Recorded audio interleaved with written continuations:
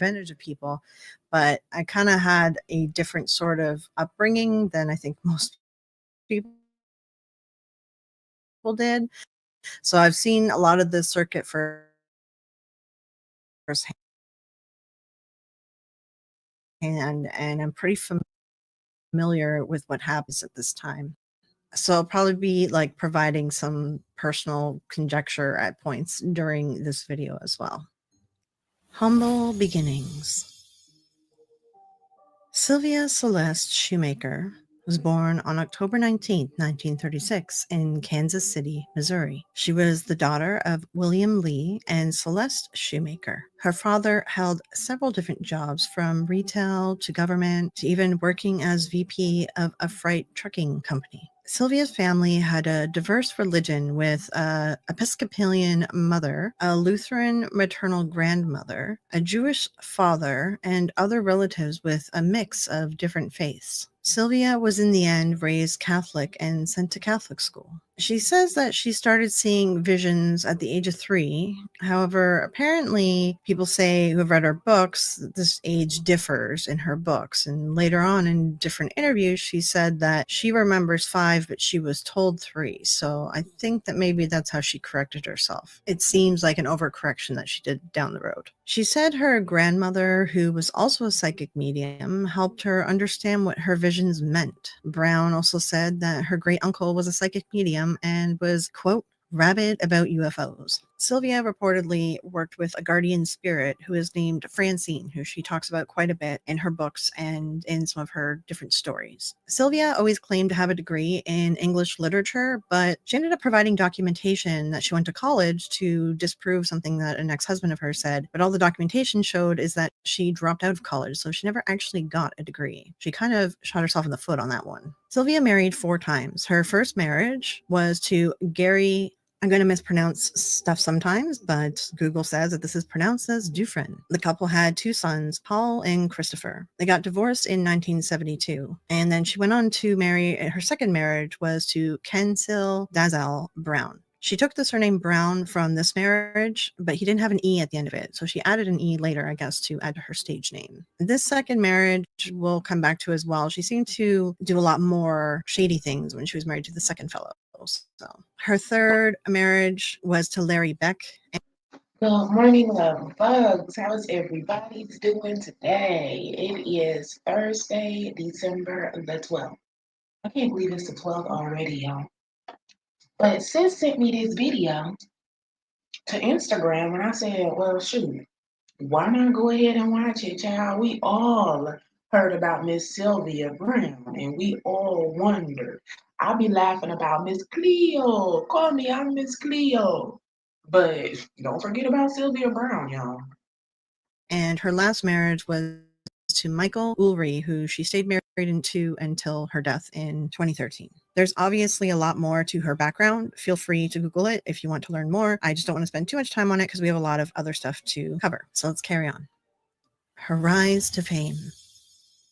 So Browne started working as a psychic in 1973, and at this time she was giving free readings to people and she wasn't getting paid for it. But a former friend said about her, quote, since she knew that I was a Christian, she worked everything around cleverly to try to make me believe that what she was doing was approved by the Christian church and that God had sent her to me because he wanted the 2 of us to work together to spread the word throughout the world. And that same person also states that Sylvia refused to accept money for her services, believing God would take away her powers if she did. This is also a claim that Sylvia repeated in her books. And that same friend also explains the loophole that she used. They said, quote, I also noticed that she began taking what she called donations of money. When I confronted her about this, reminding her that she told me that she couldn't ever charge for her work, both as her and as Francine, she told me that God had suddenly told her that she could accept donations rather than charging people, because after all, how were her and Doll supposed to live? And this friend of hers quickly saw through what Sylvia was trying to pull. But how did Sylvia Browne rise to fame so quickly? Well, she wrote a lot. She actually authored over 40 books, and 22 of them ended up on the New York Times bestseller list. Her books really is what made her famous, and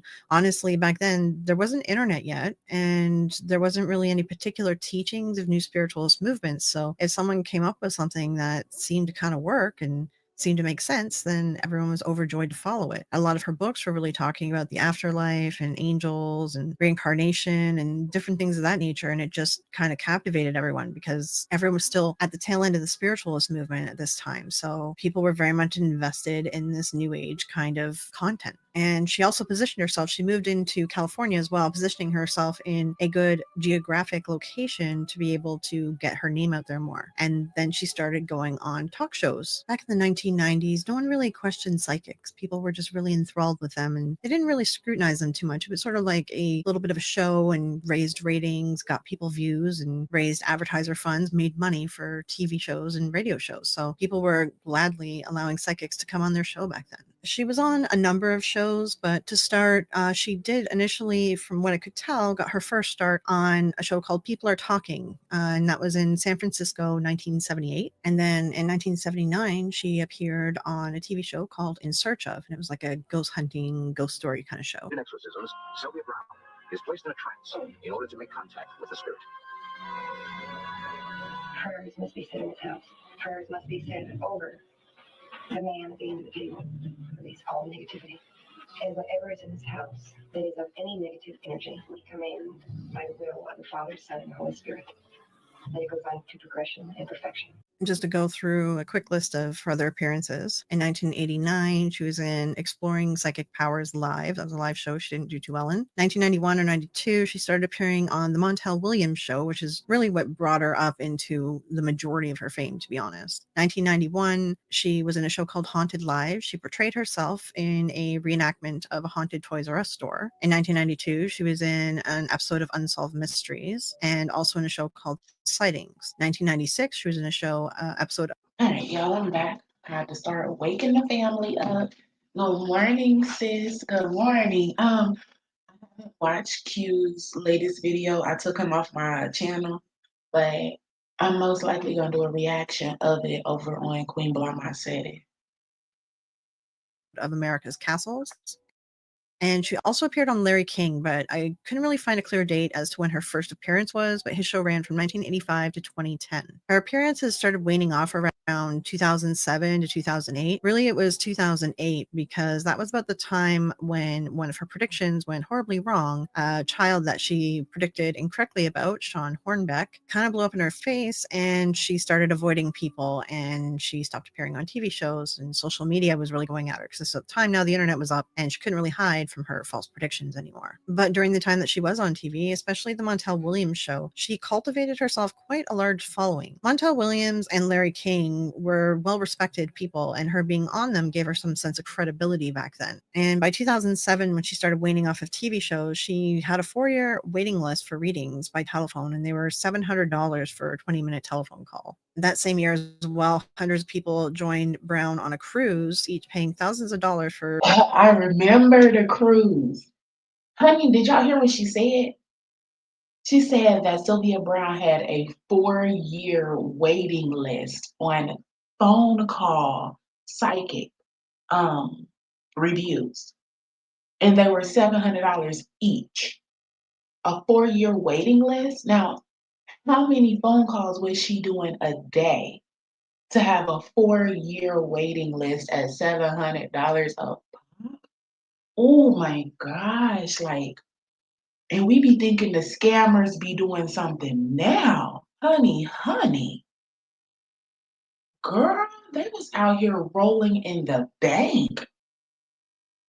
Or psychic readings, but it was group readings. And there was a journalist that actually went on that cruise, and he did report the predictions didn't really make sense. Audience members were upset, realizing that she was a fraud. She didn't show up to some of the events. Her answers were short and cold.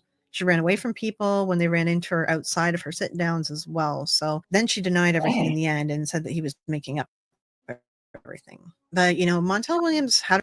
So $1,000 each to get on a cruise ship with her, and she had little sit down events planned. And if it was out of the sit down event time, then she was ignoring and running around away from people.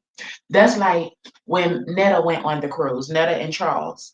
If they planned to meet once a day and sit and talk to people for 30 minutes, and then the whole rest of the day they was just turning their nose up and running away. Child, it wouldn't work now at all. It probably, I guess it didn't work for her back then either. Had her on quite a lot. And people once asked him in a radio interview, why do you have Sylvia Browne on your show so often? And he said, she's great, she's funny, she's a character, she's hysterical. Sylvia Browne. She's been a friend of the show and to myself for the last 17 years. And every time she's here, the audience goes crazy. Montel Williams, this is where we're going to delve more into her. Sylvia was most famous for her work as a psychic detective, solving murders and finding missing children. She claimed to be 85% correct. So let's discuss some of these predictions. That's wicked work right there. Like, she could have at least pretended to predict something that wasn't as serious. Girl, you out here playing about missing children and stuff, rubbing your magic ball, knowing dang well you probably lying. Man, that's bad.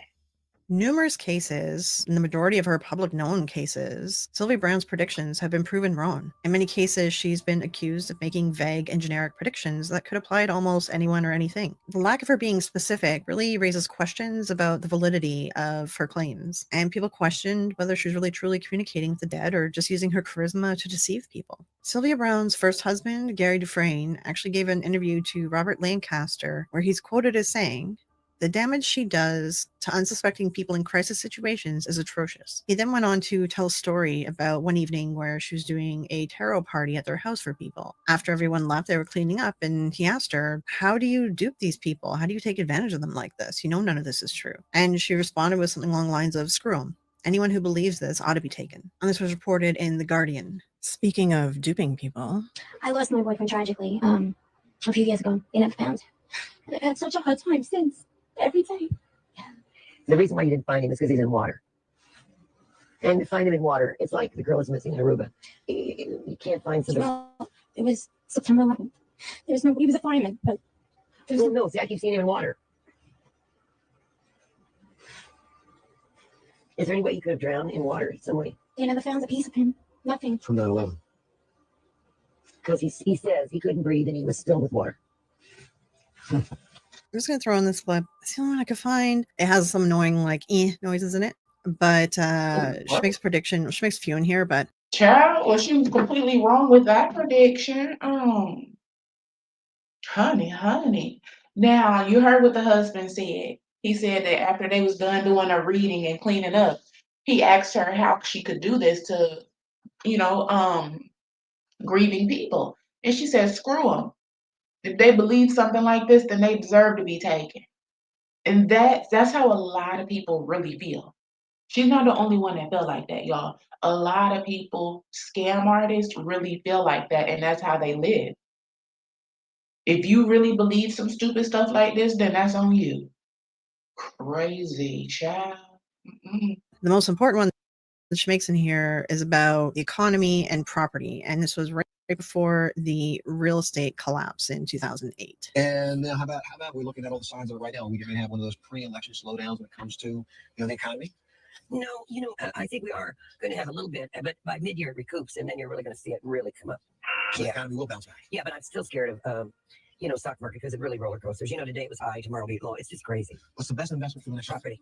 Property period. Yeah, and see now property go back up next year. Do you see what I mean? The key takeaway on this one, saying that property is a good investment is normally an answer at any other time except for that period in history. It was really bad. And she also goes on to say too that, she's not sure about the stock market. It could go up and down. So like she gave actually a really vague answer about the economy that would have come true if there wasn't the housing collapse of 2008, because that answer could have went either way, because she even said that the stock market can go either way.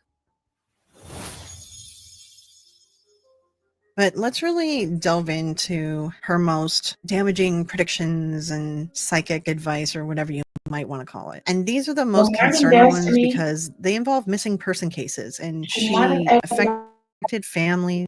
She devastated people. She sent investigations in wrong ways. Every public account that's available to look at, she has never been right in any of them. And any of the ones that we don't know the outcome on, it's been vague, which I'll get into the statistics on that after. But first, let's talk about a few of the cases that she was extremely wrong on.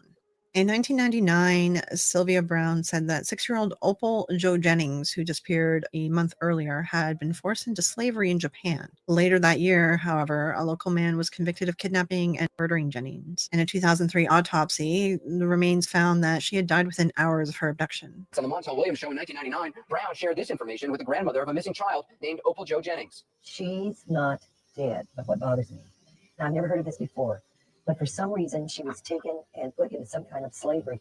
Dang. So how many freaking times did she get it wrong publicly? This a whole different lady. Child, y'all. Oh my gosh. And taken into Japan. 4 years later, the little girl's remains were found near Fort Worth, Texas. An autopsy showed she was killed shortly after vanishing. In 2002, Sylvia informed the parents of 11-year-old Sean Hornbeck, who disappeared earlier that year, that he had been kidnapped by a dark-skinned Hispanic man with dreadlocks and that Sean was now deceased. Sylvia claimed to have a vision that Sean, A dark-skinned Hispanic man with dreadlocks.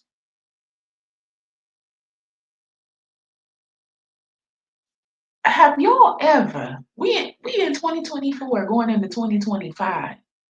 And all of my years, I have never seen a dark-skinned Hispanic man with dreadlocks.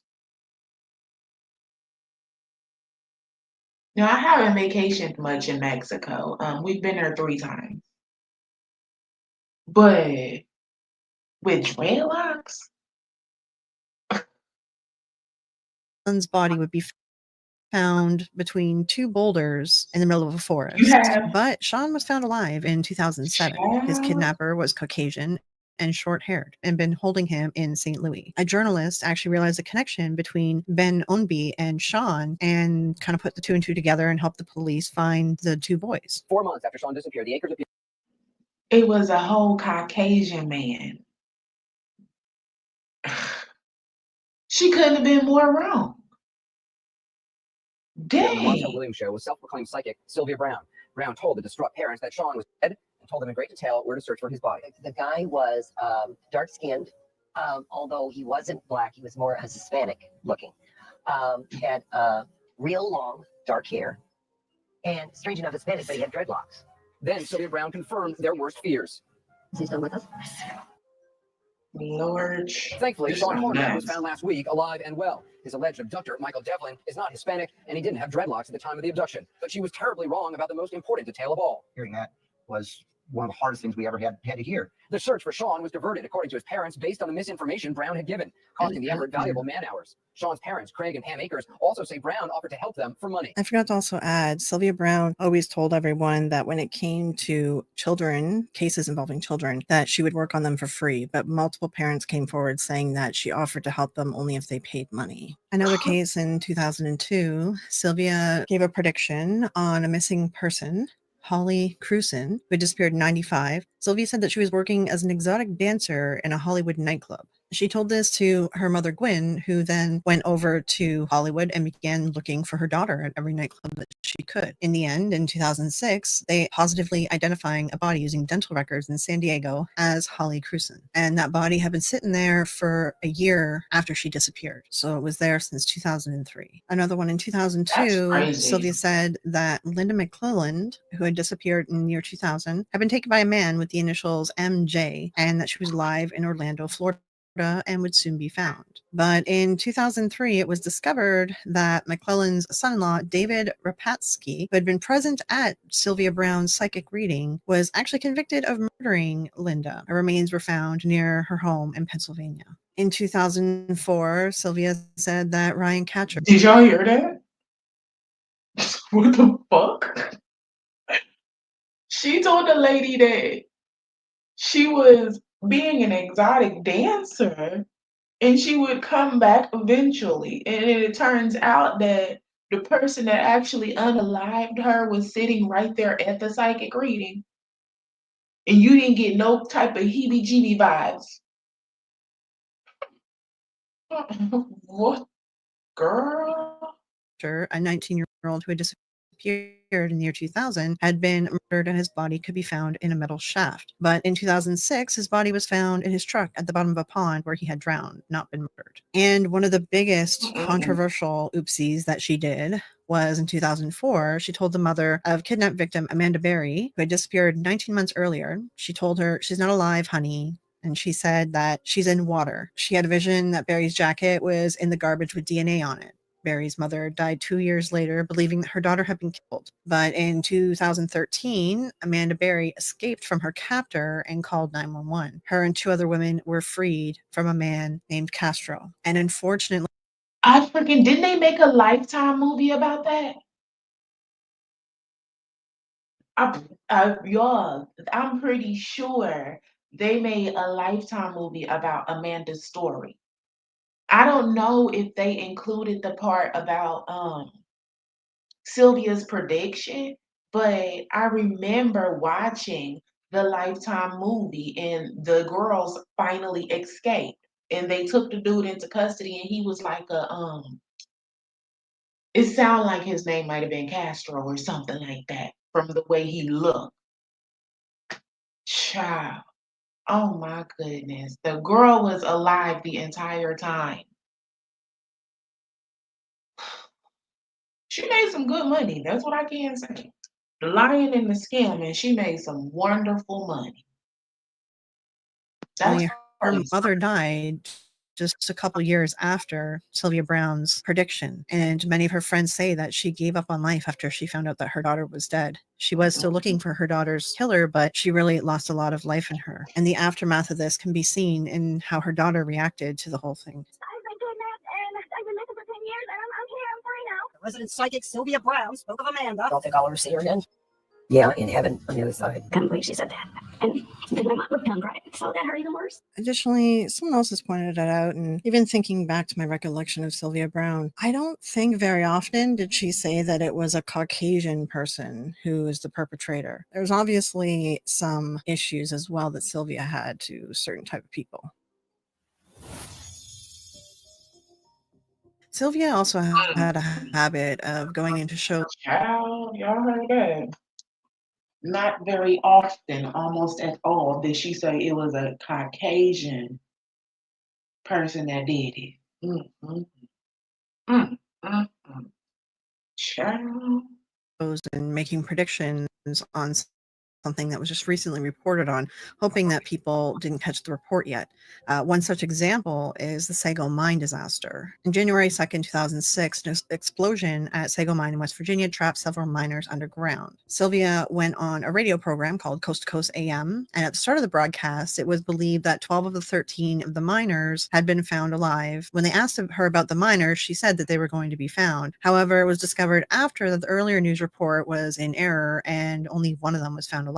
After which Sylvia changed her story and said, "I don't think there's anyone down there, maybe one." The mine disaster event is a key event in Sylvia Browne's career for skeptics and the like, because it's a time when people started realizing that this is proof that she takes news that she just heard and tries to sell it off as a prediction that she just had before the rest of the world hears all the news before it spreads everywhere. This is all before the internet, so it took time for news to spread.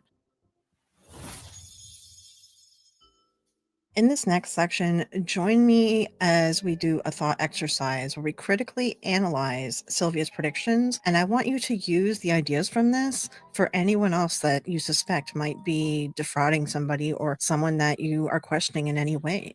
And other examples of this where she either just used common sense or she was reading articles, she would read medical journals, she would read different stories. She was staying on top of Hollywood drama. Like she was constantly reading up on everything and making sure that she was aware of everything going on so that she could predict things properly. So let's go and take a look at a little clip of a few of her predictions on Montel and we can discuss them a little bit. How about Britney Spears? She's going to get a divorce. Oh, yeah. With baby in tow. Going baby in tow. All right. Anyone who was alive during that time could have predicted that that marriage was not going to last with Britney Spears. It's Britney Spears. We know what happened to her and Kevin. Right.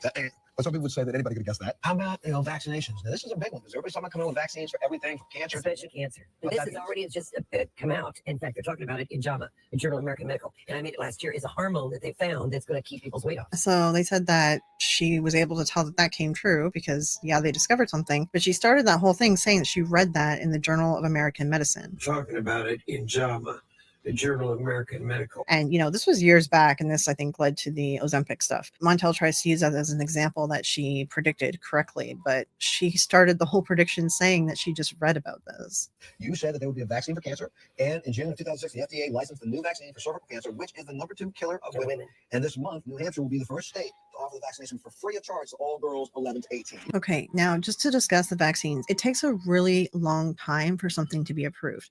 She already talked about how she's reading the Journal of American Medicine and she's reading other journals, which means she's highly aware of things that are being currently worked on that have not been FDA approved. So she would have read about the HPV vaccine when it was being tested, because it takes like a decade or more for something like that to be approved as a vaccine. It has to go through tons of testing, not to mention getting it approved for free by the government in the United States. It takes a long time for a law and a bill to pass like that. So she didn't predict it. She read about it. And then she's like, oh, I'm going to predict that when it's coming up due to being released. Like, she's just staying on top of certain knowledge so that she can predict it later. Discovery of a new hormone?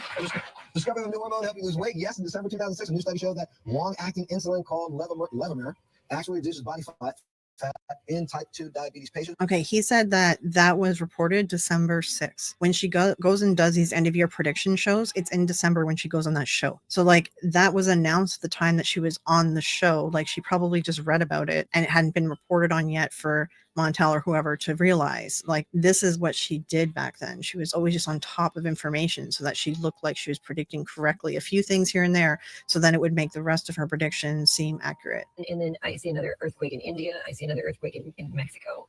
I see volcanoes going up everywhere. I mean, it's just depressing. And this is just a generalized, there's always earthquakes, volcanoes, hurricanes, things like that all over the world. So there's just a general guess at some kind of world disaster. Nature. It happens every year. There's never a break from it. It's very generalized. Well, what about President Bush and his popularity? Is that going to continue to wane? Yes. I think it will continue to wane until he starts bringing troops home. If anyone was alive back then, we all could have predicted that. That was a big thing back then. Anyone was predicting that. That's just common sense. And it tanked. Give me that one, look at that. So my point in just going over one of those with you is to just kind of show you how she came up with her predictions. Like, I'm just trying to kind of give you an example of how she designed her predictions and how she was able to get a few of them right. And then we would just kind of do a confirmation bias. People would do that. They'd see, oh, well, she got these few things right, so everything else she says must be right as well. And she doesn't lie to us. Of course she doesn't lie to us, but yeah, she does. She lies all the time. There's other clips of her making predictions of things, and I could go through and pick apart all of them if you really wanted me to, but for now we'll just leave it at that one clip show. There's other ones, of course, but yeah, hopefully kind of get what I'm getting at with it and realize how she's been doing it. And besides the missing children and the cases that she's working on that devastated families and, she ruined lives with that stuff, she also was making predictions on people's health and diseases. And she was giving people medical advice. Like, this is the kind of stuff that is just really scummy. Like, between the kids and the families of missing kids, and then now this stuff with medical advice, it's absolutely horrible. Here's one story of a man who's dying of cancer. Terry Flans knew her son Mark was dying of cancer. He was in a coma. But she prayed he would win the fight of his life. And I thought the old Mark was coming back.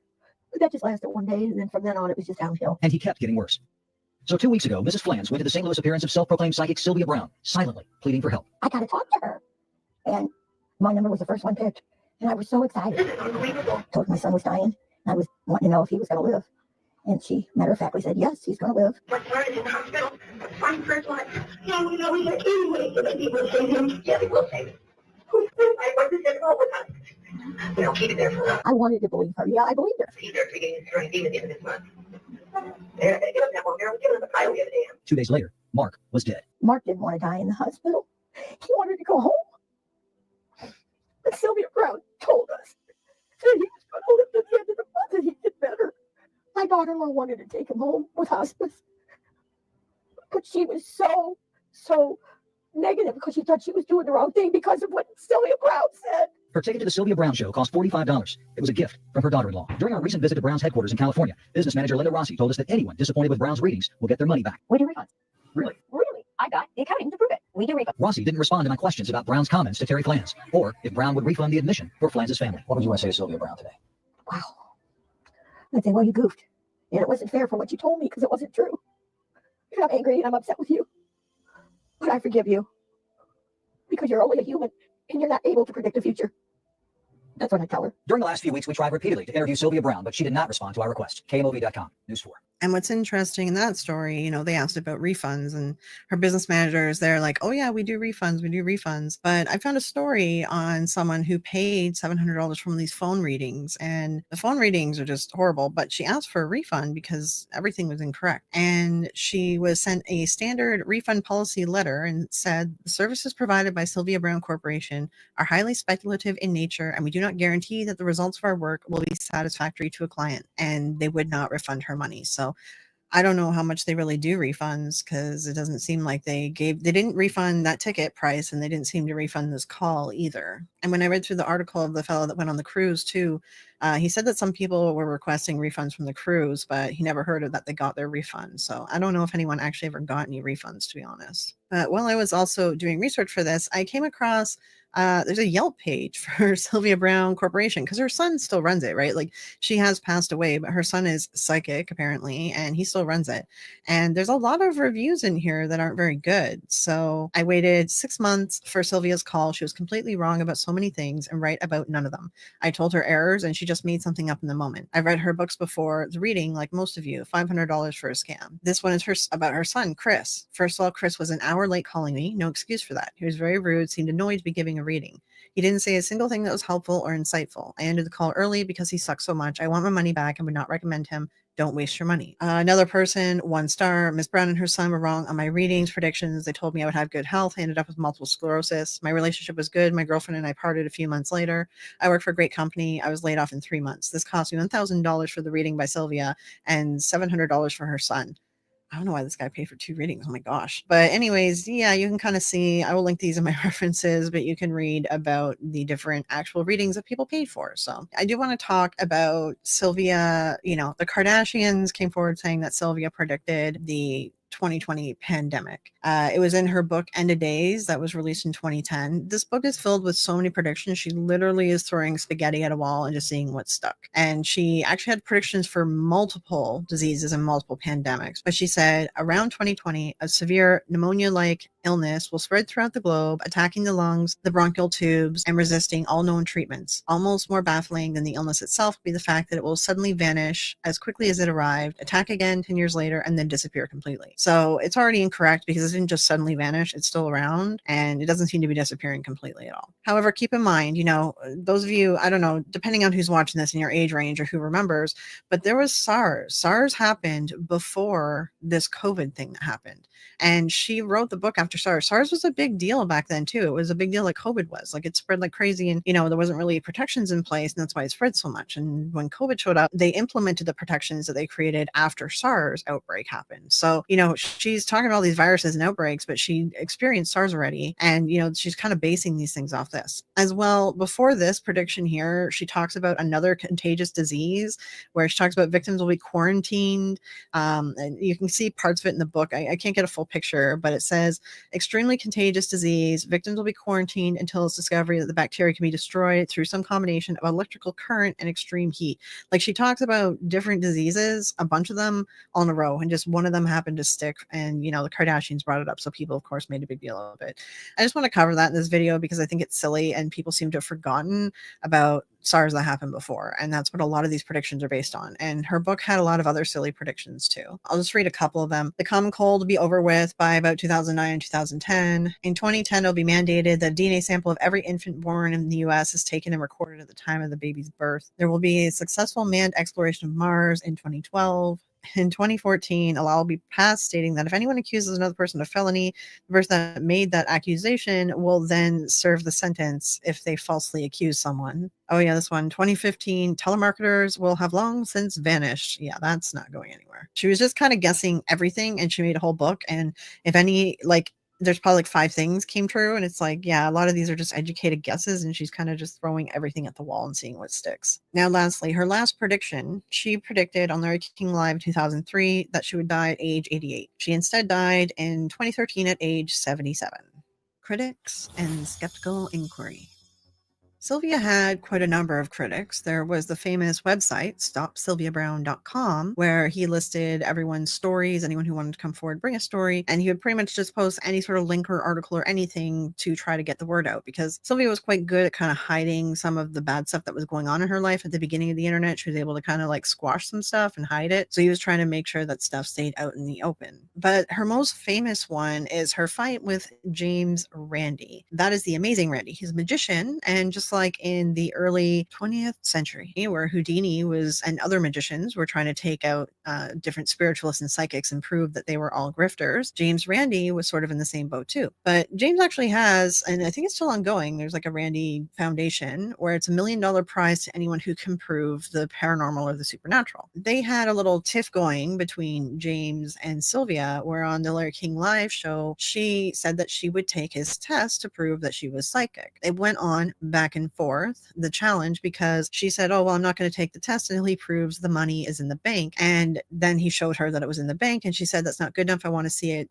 inside like an escrow account or something like that to prove that it would be accessible to her. So he did that, and he sent her proof of it. And she ended up actually sending the mail back to sender so that she never saw the proof. And she just kept saying on television shows, oh, I've seen no proof of it. I've seen no proof of it. Why is it you have such a, pardon the expression, hard on for me? I mean, what is it with you and I when we're both Jewish people? Well, Sylvia, here's what it is. You asked me, you lied to me on May 16th of 2003 on Larry's show when I was a caller. I asked you, why do you keep promising to be tested by the James Randi Educational Foundation because for your alleged psychic? Wait a minute, Sylvia, stop. Sylvia, you interrupted me 3 times that night of the program, and I'd like to finish, please. I asked you why you've been avoiding this test. You said Randi can't verify that he has the money. Randi and I both, you said if I send you or Randi sends you verification of the money, that you would take the test. You said that on Larry's show on May 16th. Yes, I did. Yeah, you did, Sylvia. Wait a minute, Sylvia, I'm not finished. So the next week, Randi and I both sent you. We sent you verification of the money, Sylvia, and you refused the mail and returned it to sender. So I thought I'd show it to you tonight so that you can't avoid that any longer. Oh, that's good. You see that, Sylvia? There's $1 million. There's $1 million, Sylvia. A big reason I have it in for her, if you want to call it that, is the misinformation effect, which she does health readings, which I consider to be potentially very dangerous. Now, this whole tiff between her and James carried on for quite a while. And in the end, she ended up saying that she wouldn't take the test because he's not a godly man. And then she ended up just saying officially that she doesn't have anything to prove. So he's been working on a malicious persecution of Sylvia. Why doesn't he go after the charlatans, the true charlatans are out there building What's so bad about Sylvia Browne? There's nothing intrinsically bad about Sylvia Browne. It isn't bad about all of the people who pretend to the grieving people out there who need them or believe they need them, that they can speak to the dead. No, I've gone after Sylvia Browne because she's a big figure. Would you mind? So, Linda, you're saying Sylvia would not take the test? No, because she has nothing to prove to James Randi. She has nothing to prove to James Randi. Her spiritual work speaks for itself.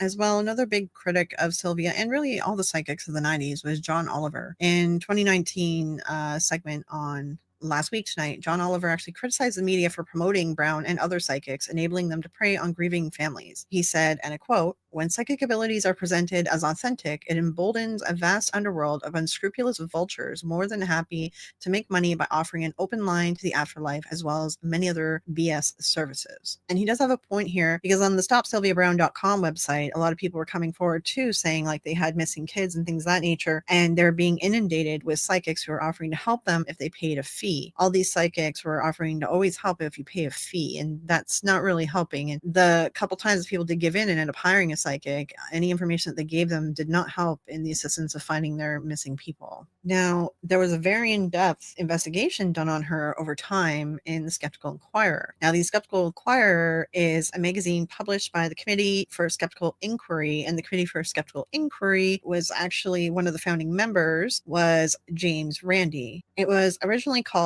Committee for Scientific Investigation of Claims of the Paranormal, or CSICOP. He was an original member of the Executive Council, and he was one of a few who helped pave the way for the Skeptical Inquirer to really thrive. Honestly, it's a really good website or magazine. If you don't already know about it, Skeptical Inquirer has a lot of really well-done articles and investigations, and it's a really good source to actually confirm information from. But let's talk a little bit about what happened with the Skeptical Inquirer investigation.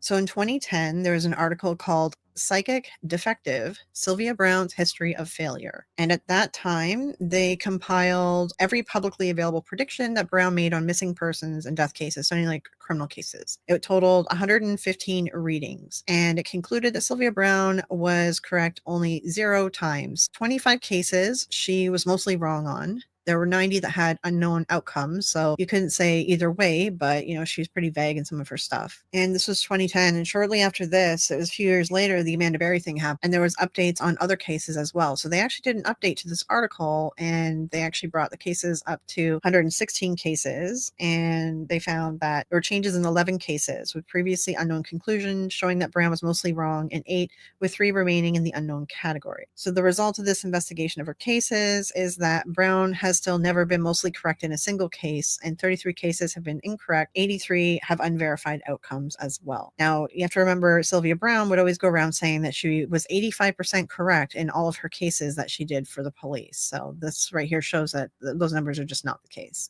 And this was a 3-year study. Like, they published this in 2010, but they spent 3 years going over these cases and going over everything that she ever did. So it's a very well thought out article, and I do have it linked as well in my references. And there's a 2013 follow-up article with the cases that I mentioned as well. In 2015, Montel Williams officially apologized to Amanda Berry as well for Sylvia Browne's incorrect prediction and the pain that it caused her.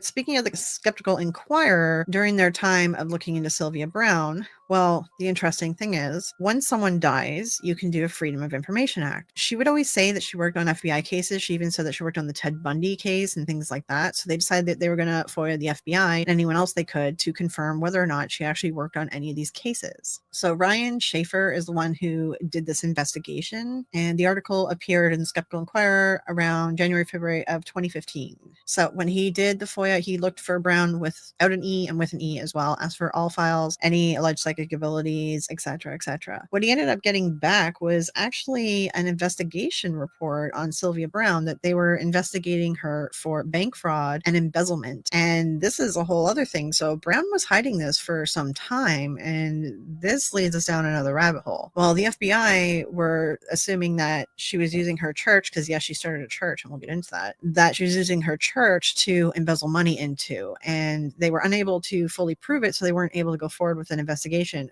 but they were able to prove some of her fraud, and she actually did have official charges on her record, and she did actually get convicted for something. Before we talk about that, one more thing is I just want to talk about, she had someone back her up from the FBI saying that she did work for the FBI, and this I think made her sound more credible. Sorry, this is me editing and I start forgetting words here at this part of the video because the fibro kicks in, so I'm going to pop in and try to put the correct words in when I can. And he went on TV saying that she was working with the FBI and she worked with him on cases. However, the FBI agent who backed her, his name was Ted Gunderson. He's a retired senior special agent that was in charge of the FBI in Los Angeles. The problem with him is that he was a little bit of a conspiracy nut, and a lot of the things he said just weren't even true. He did say and I quote, "I've worked with numerous psychics in the past and very few are really on target, but Sylvia Browne is probably one of the most accurate psychics in the country." However, she never actually worked with the FBI. Gunderson was known for promoting a lot of conspiracy theories, including the child slave labor for underground alien control facilities. He was one of the big ones at the center of this satanic panic that turned out to not be true. And he has a bunch of other crazy conspiracy theories. So yes, he backed her, but it was kind of a lie. So it doesn't look too good. And as well, Browne also said that she helped with the attack on the World Trade Center in 1993, the 1993 one that happened. And they did a FOIA as well, asking for interviews with the FBI specifically on that event. And the FBI came back saying, no, Sylvia Browne, there's nothing to do with her on that event. So Ted Gunderson was already questionable to begin with. And this just furthers that he's just not reliable, as anything that he says just isn't really reliable. But let's get back to what she was convicted for: business ventures and fraud.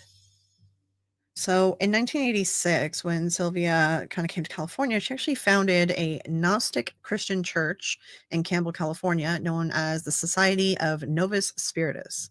She was also head of the Sylvia Browne Corporation and Sylvia Browne Enterprises. So her church's essentially mission statement: this Society was created to decimate the teachings that have been received over the past 25 years from Sylvia. Novus Spiritus strives to uncover all the mysteries regarding nature of life, death, God, and the role humans play in life's schemes. Members believe that God never withholds information, though individuals may choose to ignore it. It goes on for quite a while, but essentially they believe in God, but they don't believe in Satan or heaven or hell or sin or punishment or anything of that nature. And they believe that you're here, your spirit's here to like learn whatever it's going to learn in this lifetime. Then it gets reincarnated to experience another lifetime, etc., etc. So it essentially is centered around a person's spiritual growth more than anything. They held weekly services. And the odd thing about this is they worked through lessons that were created by Sylvia. Those who completed the initial 17 lessons could choose to take higher lessons to become a deacon or ordained minister of the society. And then they move further up into the church. It functions a lot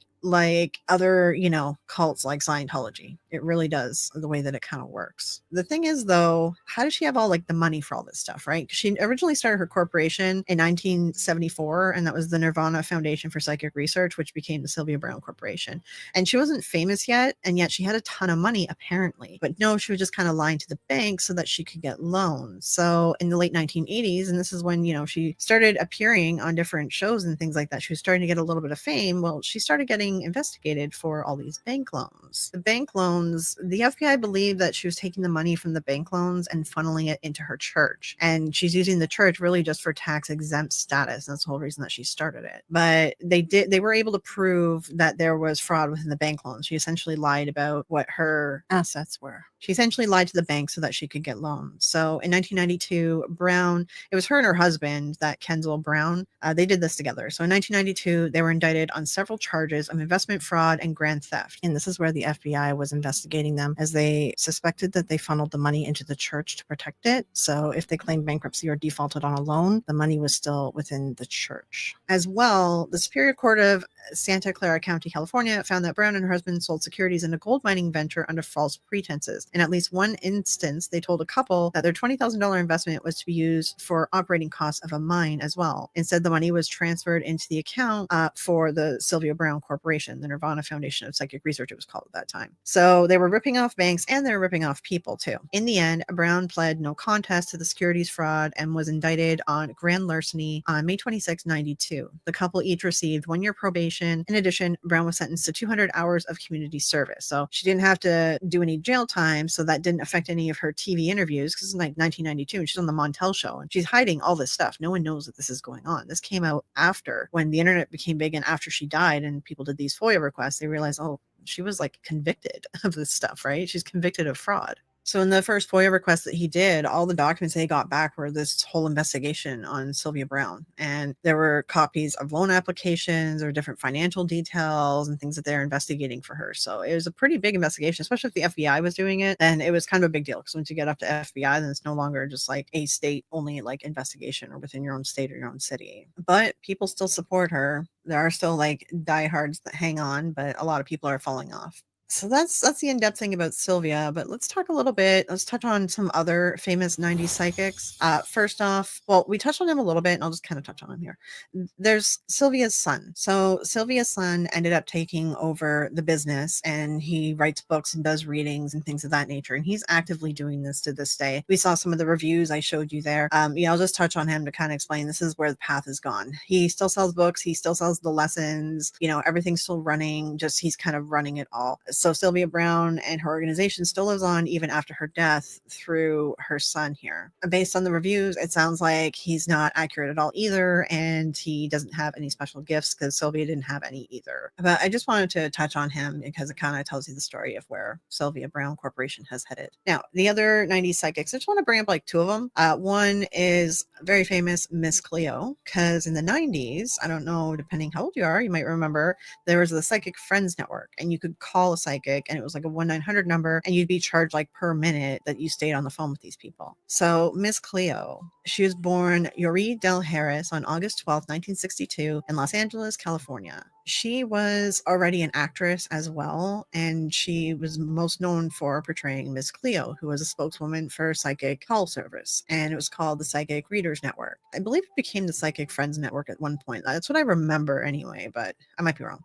But she had different aliases in the commercials. There was like different names that they called her by, but she was most famous for Miss Cleo. Harris was using a Jamaican accent when she moved to Florida and began working as a tarot reading psychic for the telemarketing center. She was approached while working at an event and agreed to appear in an ad. And the whole point of all this is keep people on the phone as long as possible, keep telling them what they wanted to hear because they get charged per minute. But she was a complete fake, right? She appeared on the infomercials and she claimed to be a shaman from Jamaica as well. And on the website, it said that she was born in Jamaica and grew up there, but she was born in California. She was born in the United States. In the end, the psychic network fell apart. People found out about deceptive advertising. There was fraud and things like that began to surface. And there were complaints and things of that nature coming out. A lot of people were also found to be reading, they were just actors reading off scripts. And that's pretty much how they were kind of running the psychic networks. Now, another psychic as well from back in the day is James Van Praagh. He was a writer like Sylvia as well, and he appeared on TV. He said that he was clairvoyant spiritual medium, just like Sylvia, wrote numerous books, and had some on the New York Times bestseller as well. He was part of a show called Living with the Dead, starring Ted Danson, and he also hosted a paranormal talk show as well called Beyond with James Van Praagh. So James used tactics such as hot reading, where pretty much there'd be like people in the audience who were listening to people, or like they would ask questions about people in the audience, and then that stuff would be fed to him, and then he would do like audience readings based off the information that he gathered while they were all waiting for him to show up into the room, right? Which is a little bit different from Sylvia, who kind of did like, she did a little bit of just vagueness, but also she did cold readings too. And I didn't really get too much into cold reading and mentalist stuff and everything in this episode, because I am going to cover that in a future episode. When I do John Edward, we're going to get into the details of mentalists and cold reading and things of that nature. This episode here, I really just wanted to talk about psychics of the 90s, and especially Sylvia Browne, because I remember her quite vividly when I was younger. But if you want to learn a bit more about each of them, definitely check them out, Google them. Interesting stories. There's a lot of psychics around at this time, to be honest, but these are some of the big ones. But let's talk about like what was going on in the 90s. Why were the psychics so popular at that time? Spiritualist movement. The 90s was still, it was the tail end of the 21st century. And all during the 21st century, I just realized I said 21st century in a bunch of places. I'm going to correct it to 20th century. I meant 20th century. I'm going to correct it to 20th century as best I can. So this is the tail end of the 20th century. And the 20th century was very much fueled a lot by the spiritualist movement. The beginning of the 1900s was still, it was like the tail end of the Victorian spiritualism movement. And it kind of just carried on. Like it took like a little bit of a break. It all got debunked by magicians and everything. All the fake psychics disappeared, and there was like a little bit of a lull. And then, I guess it was like maybe 50s, 60s, where like there wasn't really psychics and stuff showing up. And then it was about the end of the 60s, maybe it was about the 60s. And then it went on into like 70s, 80s, and 90s. And there was like a whole new age spiritualist movement. So the 90s was the tail end of that new age movement, which was a more modern spiritualism movement. One of the big things in the 60s I remember always hearing about was the age of Aquarius. So a common belief in the new age is that humanity has entered or is coming into a period known as the age of Aquarius. This is characterized as a new age of love, joy, peace, and abundance and harmony. It's the golden age. And this was like one of the things people talked about quite a bit in the 60s. There's actually like songs and stuff where they sing about the age of Aquarius. I think there's a song fully called Age of Aquarius as well. It's also described as highly positive time, a time for celebration, and it's supposed to be a utopia as well. However, some people also see it as an apocalyptic movement. It is a astrological prediction, like an astrological prediction. But the thing is, if you look into the age of Aquarius, it's like it's said that it's to start at all sorts of different times. Like they thought it was starting in 1960s. Now they're saying it's going to start 2150. Some people believe it's going to start in 2500. It's supposed to be like every 2000 years. So I think like right now, I think we're supposed to be in it. This doesn't really feel like an age of Aquarius. But anyway, it's something, if you're interested, definitely look into it. It's interesting. It's an interesting read. There's a lot of detail to it. I didn't want to like go over every little thing. There's a lot to it. But it's quite interesting. Age of Aquarius, New Age movement. Okay, now let's talk about a little bit into each decade. So it kind of started in the 1960s. So from a historical perspective here, New Age movement is most often associated with the counterculture that was created with the Beatles. And the Beatles started incorporating some like Hindu philosophy and things like that. And they were kind of experimenting with transcendental meditation, which is a form of silent meditation. It involves a silent repetition of a mantra or a sound, and you practice it 15 to 20 minutes twice per day. It's a non-religious method that promotes relaxed awareness, stress relief, self-development, and higher states of consciousness. A lot of it relates back to human consciousness and the inner self and finding meaning of life, etc., etc. A very spiritual, like obviously it's linked into the New Age movement. Some people say that this truly kickstarted the human potential movement that became the New Age movement. As well, part of the New Age movement, we talk about spiritualism and religion. In the New Age movement, there isn't like a specific religion that's right or wrong. And there's different holistic interpretation of the universe as well as dualistic good and evil. So like there has to be good, there has to be evil, negative events aren't interpreted as bad or evil. They're just interpreted as like a lesson to be learned or something to balance the good. And that also came around too when healing and like holistic healing showed up around this time as well in the 1970s. Actually, I think it started end of the 1960s into the 1970s. And this was all connected with this human potential movement that was later renamed to the New Age movement. So by the early 1970s, the term New Age was increasingly common and that was being used quite a bit. As well in the 1970s, this also started a lot of the female empowerment movement. There was different stuff going on during this time for women. And if you're interested, definitely look into it. But it's things like, women being able to properly work and get paid proper wages, different things like that. Like there was different laws and things that were being allowed for women at this time. It was very important. It was a very important time for women. So that was really kind of pushing a lot of the New Age stuff as well. By the 1980s, a lot of people dropped the term New Age and they were kind of moving a little bit out of it, but they were still kind of in it and they were trying to not put like a label on it. In the 1990s, they say that the term died, but like I remember the 90s, like I grew up in the psychic psychic circuit. You can call it a circus. And we still call it like New Age. Like I would always tell people, oh, my mom's a New Agey. Oh, I grew up like in the New Age movement. Like I grew up around New Age stuff. So like, I don't know, the term was still pretty used from what I remember. And the thing is like during this time, people were trying to find themselves and they were trying to do personal growth. And so if someone came out with anything that had to do with religion or spiritualism or personal growth or trying to understand the world or, different things like that, people would just jumped on it. So like you could write a book where you just make stuff up like L. Ron Hubbard did, right? And just make stuff up about, and that's essentially what Sylvia did, about like what heaven looks like and this and this and all that. And people just believed it back then. If you wrote well enough, then people would jump on board. And that's sort of how a lot of these psychics became really famous. All right, y'all, this video is actually almost over. I'm about to get up out of here. I am going to come back in probably 20 or 30 minutes and do my Peach McIntyre reaction, and I'm going to do the Eat with Q reaction over on the other channel. I don't know which one I'm going to do first, but I will be back live in give me like 20 or 30 minutes so I can get the family on out the door. All right? You want to smack that like button on the way out. I will talk to y'all in the next YouTube reaction video. Bye, y'all.